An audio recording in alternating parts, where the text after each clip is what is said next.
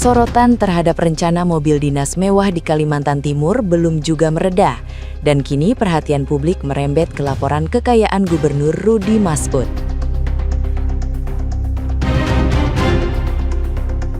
Berdasarkan EHLKPN KPK per 20 Maret 2025, ia tercatat memiliki harta bersih sekitar 166,5 miliar rupiah setelah dikurangi utang. Aset tersebut mencakup kepemilikan tanah dan bangunan senilai 26,5 miliar rupiah di Jakarta Selatan, Samarinda, serta Penajam Pasir Utara.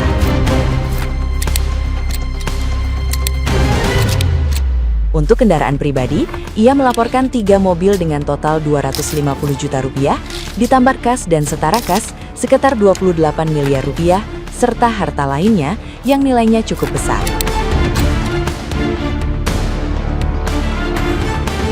Di tengah polemik mobil dinas 8,5 miliar rupiah, Rudy menegaskan belum menerima kendaraan baru dan masih menggunakan mobil pribadi untuk aktivitas kedinasan.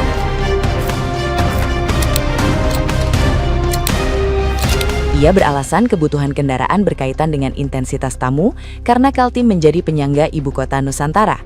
Meski spesifikasi disebut sesuai aturan kapasitas mesin, pemerintah pusat melalui Wakil Mendagri Bima Arya tetap menyarankan evaluasi agar sejalan dengan prinsip efisiensi anggaran.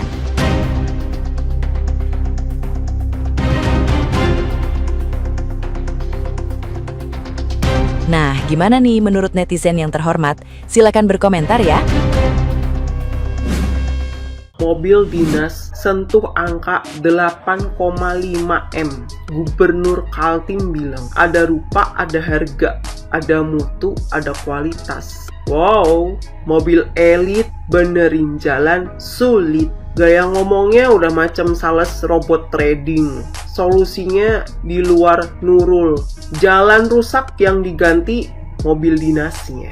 Yang lebih heboh nih, ternyata Gubernur Kaltim, Ketua DPR Kaltim, Wali Kota Balikpapan, Bupati Penajam, semuanya keluarga. Bahkan istri gubernur jadi anggota DPR RI, ketua kadinya keponakannya. Semuanya diborong dan dikuasai. Gacor sekali ya. Rakyat disuruh maklum, katanya demi kualitas. Tapi kualitas pelayanan publiknya nggak ada. Kalau solusi tiap masalah selalu beli barang mewah. Emang kalau jalan rusak itu harus beli mobil 8,5 miliar ya? Iya dong, udah ada buktinya, alasannya untuk menjaga marwah. Aduh pak, kalau ada masalah, ada problemnya itu yang diselesaikan. Bukan cari alternatif biar problemnya itu bisa dielakkan. Bukan kayak gitu loh pak. Alasan beli mobil 8,5 miliar itu kan karena jalannya rusak, sama karena marwah, menjaga marwah. Masalahnya kan sekarang jalan rusak.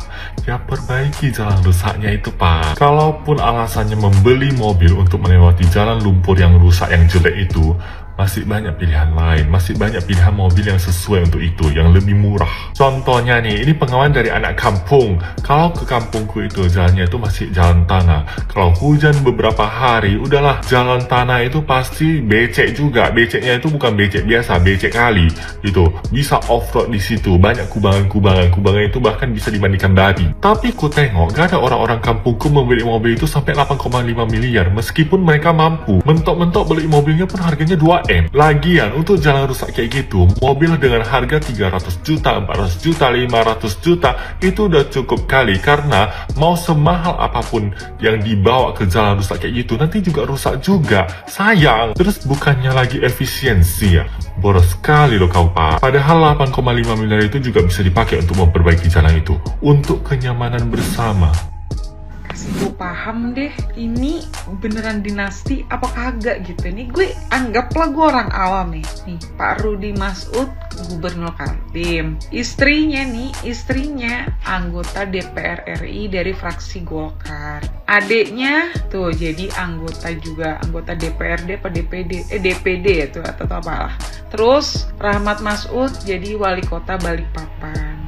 Nih adiknya ex Bupati PPU kena korupsi. Kakaknya si Bapak Rudy jadi apa tuh? DPRD Kaltim. Gimana ya Indonesia ini mau ada pembaharuan langkah-langkah baru, mau ada gerakan-gerakan baru, mau ada apa ya, biar fresh gitu, kagak bisa lah. Yang ada di pemerintahan entu-entu aja, keluarganya entu-entu aja. Kita belum betul-betul tahu bahwa mereka yang adik, kakaknya, istrinya betul-betul kredibel nggak atau tidak, betul-betul bisa menjawab keluhan masyarakat atau tidak. Harusnya nih gue kasih tahu nih, yang jadi perwakilan rakyat itu datangnya tuh dari rakyat, mereka yang berkompeten, mereka yang emang betul-betul belajar, datang dari keresahan sosial begitu. Jadi kalau mau bikin kebijakan juga tepat sasaran, bukan asal bikin kebijakan aja, apalagi minta mobil seharga 8,5 M. Udah kayak ngaco banget begitu. Pusing, tapi hidup kudu terus berjalan ya. Ada nih ya, gubernur beli mobil dinas 8,5 miliar, dikritik malah dibilang gibah. Sekarang rasa bersalah gue itu hilang, karena apa? Ya karena sama aja, gubernurnya pun juga gak merasa bersalah setelah mengeluarkan uang 8,5 miliar dari anggaran APBD untuk membeli mobil dinas. Orang sebagai pimpinan daerah yang dipilih oleh rakyat dikritik malah dibilang gibah. Sedangkan di belahan dunia lain, di Istana Negara, ada wakil presiden yang hanya menggunakan mobil Innova Zenix mungkin seharga 500-600 juta. Lah ini, gubernur. Kata gua ya, itu wapresnya tuh cuma dapat 0,nya doang ya. 0,5 atau 0,6 miliarnya, sedangkan gubernurnya 8,5 miliar. Menurut Ngana, lu makan dah tuh Range Rover, ya.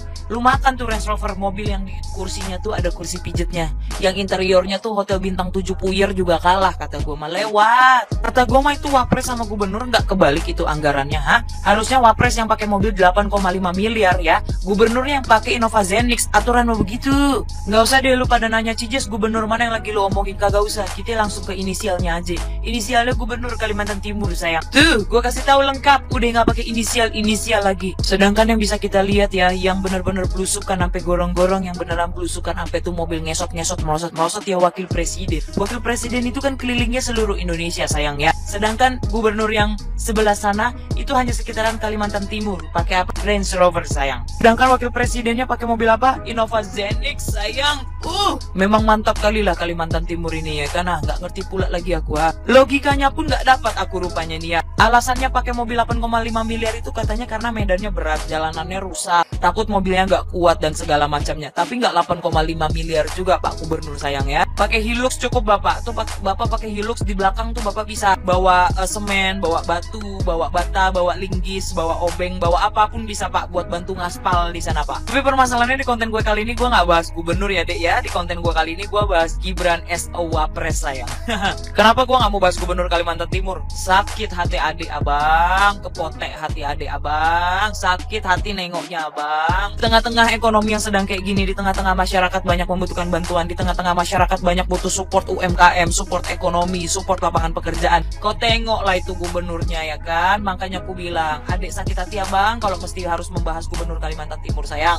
Dimana pemerintah pun sedang efisiensi anggaran, dimana pemerintah pun sedang memperjuangkan sekolah gratis, pendidikan gratis, MBG dan segala macamnya sayang. Di belahan dunia lain ada seorang gubernur yang membeli mobil dinas menggunakan APBD daerahnya senilai 8,5 miliar. Potek hati ada abang. Dimana logika efisiensi anggarannya Bapak kalau mengeluarkan anggaran untuk mobil dinas 8,5 miliar ini Bapak? Logika hitungan efisiensinya di mana Bapak, saya tidak mengerti. Kok bisa disetujui biaya anggarannya? Ya bisa lah, orang DPRD-nya kakaknya sendiri kok. Cuma dengan alasan gubernurnya, masa iya kepala daerahnya pakai mobil ala kadarnya? Masa iya kepala daerahnya pakai kijang? Jangan dong, ini kan marwah.